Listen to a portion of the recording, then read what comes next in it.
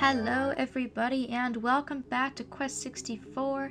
Last video we went all the way through Mammon's world, and just up that pathway is Mammon himself, the final boss of the game. Welcome one and all to the finale. I'm gonna go ahead and I'm going to get started because I think that we need to have a face-to-face with this guy. We need to save Celtland and all of its people from his evil grasp. And there he is. Ha ha ha ha ha. Good to see you, Master Brian. We've been waiting and waiting. Thanks to the curse of the magician Epona, I've been shut up in this prison for 1,000 years. My wait is now over. You're the one who can set me free. Give me wings. I will be free. My time has come again. You have released me from my prison. And just to show my gratitude, I will not let you suffer. Alright, so that music. Oh, I love the music for this boss. It's just excellent. First thing I'm going to do is do a quick soul search when I get the opportunity and when it doesn't miss, just to bring up some of his stats. Now, he is a massive enemy, and unfortunately, bigger is not always better, and his size will be his downfall, as we will see shortly. Now, he has pretty high stats. He's got a lot of agility, a lot of defense, a lot of HP, and he doesn't have an element, so he's another one of these bosses that doesn't have a certain element, so one element doesn't really work better than the other. He has 3 attacks, and because the stage is so small, I wouldn't say he has a long range, a mid-range, and a long range. He's a little bit unpredictable and just uses his spells as he pleases. He's got that flame wall attack, which is by far his strongest, but also the slowest. That green laser there, when he claps his hands together, is his second most powerful, I would say, and unavoidable. And then he also has a homing arrow attack that he can use. So we're going to try a couple of different things, just use a couple of different spells and see how they go. But your ultimate goal is to climb up this walkway here and to get to Mammon to where you can hit him with your staff. And at this point, what you can do is unleash Avalanche upon him, and you will pretty much win the battle. I'm going to put up a magic barrier here and regain some HP. Now, I don't want to just hurl boulders at him and insta-win because I don't feel like that's very epic for a final boss. Like I said, I'm going to try a couple of things. We'll use a couple of spells, and we'll soften him up with Avalanche just to make the battle go a little bit faster. So if you're looking for a quick and easy strategy, magic barrier and hurl boulders at him, and you will win this fight with practically no difficulty whatsoever. But let's try a couple of things. We tried rock, we've done wind cutter, which doesn't do a whole lot. Large cutter isn't going to do a whole lot. I should really heal as well. Running a little low on HP and MP, of course, make sure you're all healed up.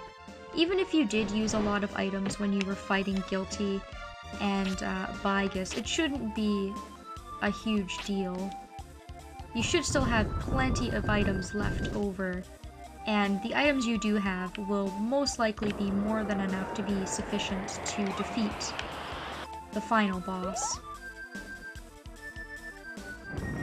And that's about the only strategy I really have for you guys. The battle really honestly is a joke. It's a huge lead up to a battle that doesn't really have a whole lot of difficulty. But to be fair, I think it's hard to make a battle in this game difficult when you get to the point where you have so much magic. This is a very small battle arena, so if you are on the top of this platform trying to hurl boulders at him, just beware that that firewall attack is going to be really, really hard to avoid, so you're probably going to end up soaking up some damage while you're attempting to do damage to him in the meantime. His arrow attack is also especially difficult to dodge, simply for the fact that the arrows kind of rain upon you rather than going towards you. So it's really hard to try and run around it like you can with some of the homing arrow attacks that some of the enemies did earlier on in the game. So overall, somewhat of a challenge. It is going to take us a little while to actually defeat this guy, but because of his sheer size, it actually is a huge disadvantage to him, which is a little bit funny actually. You wouldn't think that. He looks really big and intimidating, but when it comes down to it, we have the advantage. Now, it would be very interesting if you didn't have Avalanche, because then I don't know what you would do. There are a few really, really good fire spells that I'm sure a few of you will be able to use against this guy. Ah ha ha ha. Oh, why am I... oh, why am I dying? Why is this flesh decaying? Oh, why am I dying? Life. I hated it. This death, peaceful sleep. Mammon has been destroyed, but I'm still here. But why? Was I not bound to Mammon for eternity? Master Brian, is this your doing? Deep inside me, I guess I always knew that you would be triumphant. The life force that is human is much greater than the forces of evil could ever hope to attain. Mammon was always jealous of you humans, overflowing with the power of life. I have made a decision. I want to learn more of your human ways. I am leaving Celtland in order to meet as many people as I can. Perhaps if I experience enough, I, too, may find my own humanity. Perhaps we will meet again, but until that time, you have my undying thanks. Farewell, Brian. And everything in the world is good again as we have taken out the evil demon. Before Brian's eyes, peace had slipped farther and farther away and the world of Mammon emerged. Mammon, driven by unprovoked jealousy, usurping the brightness and the uniqueness of human life. But the sacredness of the life force can never belong to Mammon, and Mammon has been returned to the darkness from which it sprang. Only a few people know Celtland was saved from a disaster by a young magician's apprentice. The people can now return to their peaceful daily lives. New towns arise from the ruins, completely reborn. Even those who were injured or hurt are made whole again. Once more, the people are blessed with the warmth of fire, the wind's caress, cool water, and the fruits of the earth. The world will prosper forever as long as people stay close to the four forces of nature and balance, and as long as they walk hand in hand. Well, that's kind of a nice ending.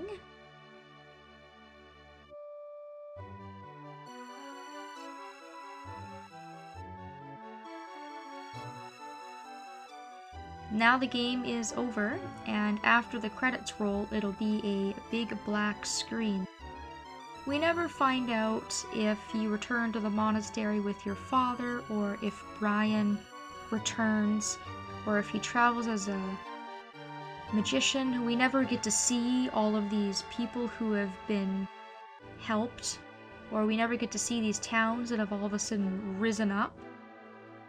I guess it just leaves a lot to your imagination, and you can take what you will of it.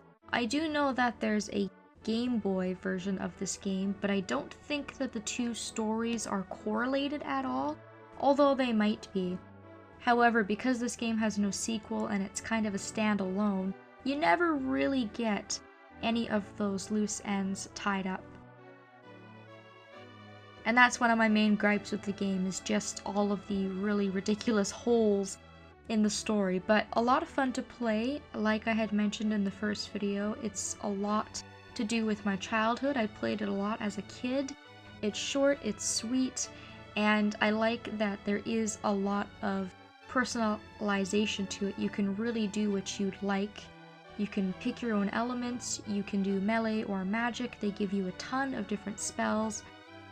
And some people may say that the game is linear and boring, but you kind of just have to have your own imagination and make the game your own. And that's kind of what I tried to do. I had a lot more fun with it, I think, commentating over it. It was a project. I really was surprised with the amount of support that I got from it. A lot of you seem to actually be familiar with it. And I thought I was the only one this entire time, so that's really nice to see. I just want to thank everybody once again for all of their support, all of their advice, all of the comments and the likes and the views. It really helps me out. It's great to see that you guys really enjoyed my work, and hopefully I can bring another classic to everyone's childhood sometime in the near future.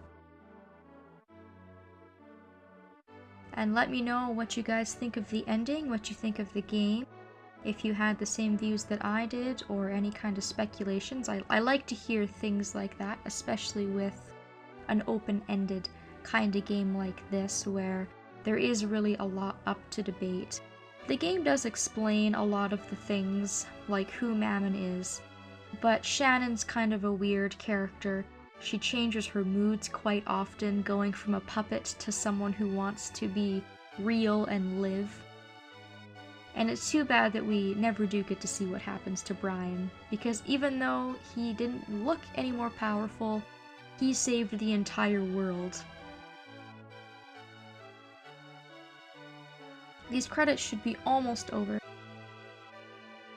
I like to let the credits roll because we always like to give thanks to the people who created these games and give credit where it's due.